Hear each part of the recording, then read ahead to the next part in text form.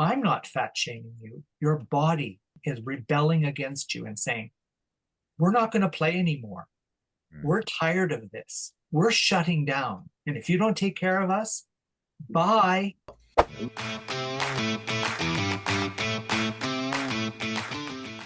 I mean, I have a dear friend who's 580 pounds, and he's already had a thyroid operation from his throat down to the center of his chest. And Right. he's have that scar to remind him if he had just had a little exercise, a little bit more self-control, this wouldn't be happening. But he himself said, are you fat shaming me? And I said, no, your body is shaming you. Your body is saying, you're making us do things and we're not cooperating. So we're going to do stuff that you will have to take care of. Those reminders will follow you for the rest of your life. I'm not fat shaming you. Your body is rebelling against you and saying, we're not going to play anymore. We're tired of this. We're shutting down. And if you don't take care of us, bye. Yeah. And that I think is very critical for people who are struggling with their health. If they say, well, I'm okay, right, today, but what about tomorrow and the tomorrows that come next time? Climbing those stairs and being exhausted and wheezing and being taken to an ambulance because you couldn't make it to the second flight of stairs and you had a coronary. Your body is not going to play fun. It gives up. And mine did on 4 occasions. It gave up. I'm glad you brought up fat shaming because I know both of you coming from teaching backgrounds. If somebody was doing poorly in their studies or in their courses, it's perfectly acceptable to point that out, to draw that to the surface and say, hey, you need to improve this or you're going to fail. I remember when I was in high school, I failed my midterm French exam because I just didn't understand it. I wasn't grasping it. And I was brought in with the other students who had failed their midterm exams. And the principal all sat us down in the gymnasium, everyone who failed, and he scolded the shit out of us. He education shamed us, if you will. Like that was perfectly acceptable. But like nowadays, if someone's overweight, like you can't bring that to their attention. Like you can't fat shame anybody. It's a very delicate topic. When I was going to elementary school, they had it was basically a fitness test that they did every year. I can't remember the name, like the Canadian Excellence Fitness Test or something. Yes. I understand that. And I did not do well on it. But I remember they had that when I was in elementary school, and then it stopped. I never really understood why it stopped, but I remember I did it several years in a row. And the first time I did it, I was in the middle. I was average. And then that motivated me. I said, okay, I want to get better. And then the next year I did it, I got gold. And I remember the third time that I did it, I got excellence, right? Because it had these different rankings like bronze, silver, gold, Yes, excellence. participation. It was That was the main goal. That was the main thrust. Yes. And it did stop.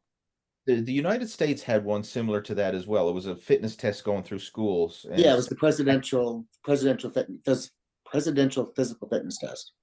Canada had their own version of it. It was a different name and stuff, but it was same idea, right? The reason that stopped is because it was making people feel uncomfortable if they didn't do well, and they didn't want to make people feel uncomfortable for having poor fitness. And I'm like, at that age, that is a gift to feel the discomfort now when you're young and you actually have time to turn it around versus let's ignore this now.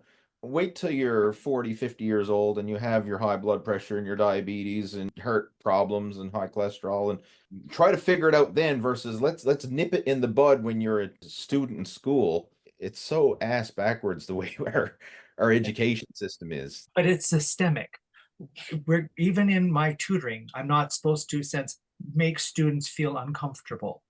And I said, I'm sorry, but they're about to, because I'm of the very older school. Learn to build your ego strength to hear constructive criticism. Those 3 words, ego strength and criticism, are often thrown into this huge stew of we're making people feel bad. And I've said this a number of times to my colleagues. I said, if we are not able to equip a student to face and listen to constructive, building criticism, we have failed as educators, simply put, because the only way to grow is by confronting your failures.